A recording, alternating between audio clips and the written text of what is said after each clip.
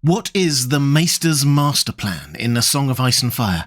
Everyone seems to have a plan, but the Maesters have been noticeably quiet, so what are they up to? Hi everyone, this is Robert. Welcome to In Deep Geek. This video is sponsored by boot.dev. There will be more from them and a special offer from me at the end of this video. The Maesters' overall goal isn't hard to work out. Theirs is a world of research, teaching and learning. The academic life, basically. They have had many opportunities over the years to take more obvious power, but have always come back to staying slightly in the shadows and ostensibly, if not actually, out of politics. They don't want to rule per se. They want a world of safety, influence and rationality in a magical realm. And that last point is, I think, key to understanding their position during A Song of Ice and Fire, because to the Maesters, magic is not just another thing to learn, it is the antithesis of everything they want. It is unpredictable and dangerous. And to be fair, they do have a point. Just look at the amount of small folk in Westeros killed by dragonfire conflict after conflict, the endless human sacrifices seemingly needed by the old gods or R'hllor, the threat from the others, the list goes on. Yes, we can also point to positive uses of magic in the story, but it would be hard to argue that it isn't at least dangerous, and at the extremes, a real existential threat to humanity. That's what the Maesters think, anyway. And the Maesters' dislike of magic has seemingly turned into an institutional position. If you want to be a Maester, you aren't allowed to like magic, or it's very hard for you to do so. Anyone wishing to become a Maester must spend their last night before joining the Order alone in a dark room with 4 glass candles. That's dragon glass. The challenge is to light those candles, but the twist is that they can't be lit without magic, and magic doesn't exist. You can't rely on it. Simply put, if you want to be a Maester, your last and most important lesson is that trying to work magic will get you nowhere. That's why the vast majority of Maesters you meet in the story are very anti-magic, and they will often first try to convince you that magic isn't real. Maester Luwin said this to Bran, for example.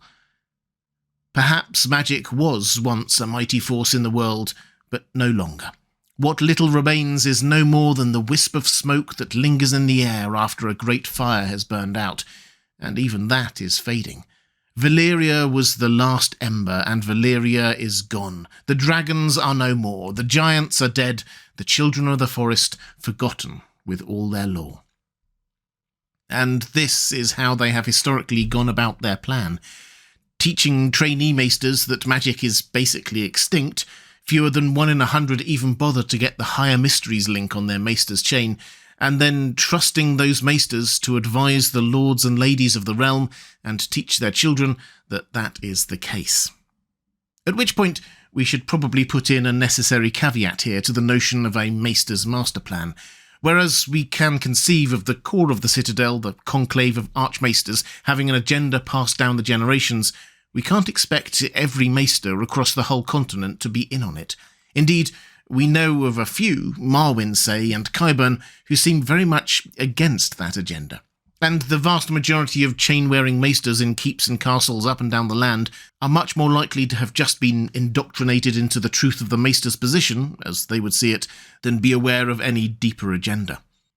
Incidentally, we get an intriguing insight into what the Citadel expects from its Maesters when Marwyn advises Sam on what he needs to do in order to become one.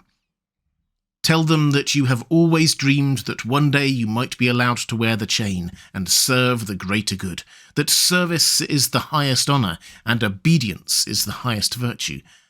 But say nothing of prophecies or dragons unless you fancy poison in your porridge. We'll come back to the poison and the greater good points later, but it's clear that what they want most of all is loyalty, obedience and service. Individual Maesters are not just independent teachers and healers, they obey and serve the Citadel. Anyway, rather obviously, given Westeros' history, a blanket assertion that magic doesn't exist won't always hold that much water. At the very least, everyone knows that dragons once existed, and people claiming to do magic are everywhere, which is where we get to the second part of the Maesters' messaging. Where magic does exist, it is almost always dangerous or evil. key part of this messaging is their control over knowledge and information in the Seven Kingdoms. Other than a few private collections, the Citadel has pretty much all of the most significant academic and historical books anywhere, so all of the knowledge. Maybe Ashai has some, but in the Seven Kingdoms, since the Doom of Valyria, no, that's pretty much a monopoly. And in those history books, well, let's take a look at the couple we have detail on. The World of Ice and Fire and Fire and Blood are both in-world written by senior maesters, often building on earlier histories from other senior maesters.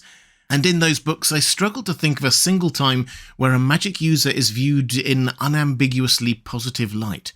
In particular, almost every female alleged magic user is described in quite derogatory terms. Visenya dabbled in black magic. Alice Rivers was a witch who killed any who opposed her. Danelle Lothston was labelled mad. Maybe some of these people were bad people, but painting them almost all in that way seems a stretch. At which point you might think that the Maesters come across as a rather biased but fundamentally benign organisation. They don't like magic, but is that a real crime? We can all point to magic users who were not good. But think back to that quote from Maester Marwyn. Maesters must be obedient.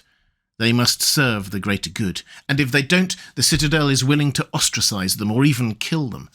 All the hints are there that, below the surface, the Maesters are ruthless and rather Machiavellian in their approach to achieving their goals.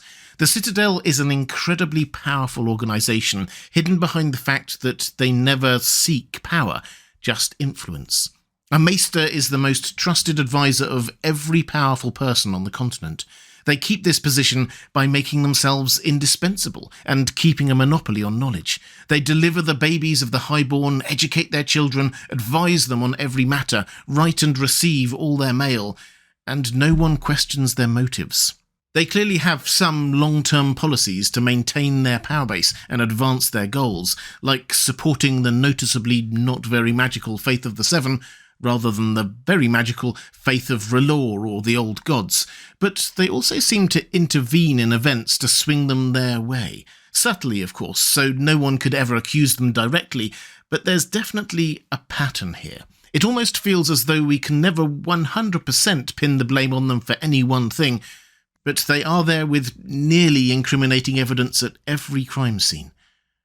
Barbary Dustin says that Maester Wallace was sent by the Citadel to Winterfell to push Rickard Stark's Southron ambitions, which led to Ned's friendship with Robert Baratheon, Lyanna's presence at the tourney at Harrenhal, Brandon's betrothal to Catelyn, all essential building blocks for Robert's rebellion. And how did the Civil War end? With Grand Maester Pycelle advising the opening of King's Landing's gates. Going further back in time, Archmaester Marwyn rhetorically asked, who killed the dragons first time around? And sure enough, who was in undisputed charge of the Seven Kingdoms around when the dragons did die out? Another Maester, Muncan. I'll do another video on that because the whole period with Muncan during the Regency is really suspicious. Going back even further than that, who ran the election at the Great Council of 101 that decided that the Targaryen without a dragon, Viserys, should become king? The Maesters. Who had the motivation to cause the Doom of Valyria? Lots of people, but as I set out in another video, I think the Maesters are the prime suspects. Can we 100% lay the blame for any of these things at the Maesters' door? No, but they are all in line with what the Maesters want, and there is undeniably a pattern. So, the Maesters have a long-term plan to slowly influence events across Westeros, and what appears to be a habit of intervening subtly but decisively when events demand action. And at the point we have now reached in this story, events definitely demand action. The prologue for A Feast for Crows shows how talk of Dany's dragons has made its way to Oldtown, and at least one glass candle is now working. As Leo Tyrell rather dramatically puts it, old powers waken, shadows stir, an age of wonder and terror will soon be upon us, an age for gods and heroes. Almost the exact opposite of what the Maesters want. What will they do? Well, we'll have to wait until the Winds of Winter for the full plan. The information we have to go on at the moment is still largely based on rather biased sources like Marwyn, but we do know some things. They are getting their pieces into place. We know that they will dispatch a Maester to Dany. That's why Marwyn was in such a rush to leave once he'd talked to Sam. He wanted to make sure he got to Danny first. And that Maester will surely report back to the Citadel, as well as try to ingratiate themselves into her confidence. There's also, intriguingly, a Maester attached to young Griff, the young man who claims to be Aegon VI Targaryen, or a half-Maester, though we're not told exactly what that means. There are lots of theories about who Haldon half-Maester may be and what they are up to, but given Haldon's clear anti-magic views, surely one option is that they are there in an unofficial capacity from the Citadel, plausible deniability for them, as they aren't a full Maester. And Pylos, a Maester with a track record of trying to prevent Melisandre from doing her magic, is in place in Dragonstone, waiting for the next occupant. This is important not just because of the Dragonglass mine, but because it's where Dany's dragons are most likely to want to be. Because although we don't yet know exactly how, I think it's pretty inevitable that they will want to get rid of the dragons again. Dragons are not just magical, dangerous beasts in and of themselves, but there is also evidence that their presence in the world is what has made magic everywhere stronger. And the Maesters, we're told, have the only remaining copy of a book ominously titled Death of Dragons. They will do this in secret, thinking they are doing it for the greater good, and prioritising ensuring the Maesters retain their reputation as neutral, and their power base stays strong after the dragons have gone and magic has died back down again. You see, the Maesters Masterplan is not just about how to deal with threats over the next year or two, but much, much longer term, to build a world without magic. They've been slowly working on that for centuries, and they hope will be working on that for centuries more. If you are a bit like a Maester, always learning, though perhaps with less of the killing dragons, then you may well be interested in Boot.dev, who have kindly sponsored this video. Boot.dev is a great way to learn programming and coding. Their approach is to make the learning experience fun, not just books and rote learning, but by making their hands-on lessons like an online RPG game. You get quests, gain experience points, and can interact with others in the active community. It's not just a gimmick. I've tried it myself, and it is genuinely a great and engaging way to learn, balancing theory with practice at your own pace. You'll be writing code straight away, both Python and Go programming languages, helping you master back-end web development, whether you want to pursue that as a career or simply gain a really useful life skill. The emphasis throughout is getting you actually doing coding, and lots of it, because getting your hands on the keyboard and shipping projects is the only way to really learn. And if you ever do get stuck, there's an interactive bear wizard called Boots.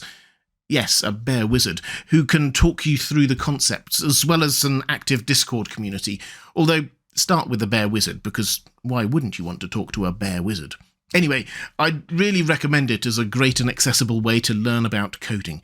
If you'd like to give it a go, you can click the link in the description box and use my code, InDeepGeek, to get 25% off your first payment for Boot.dev. That's 25% off your first month or your first year, depending on the subscription you choose.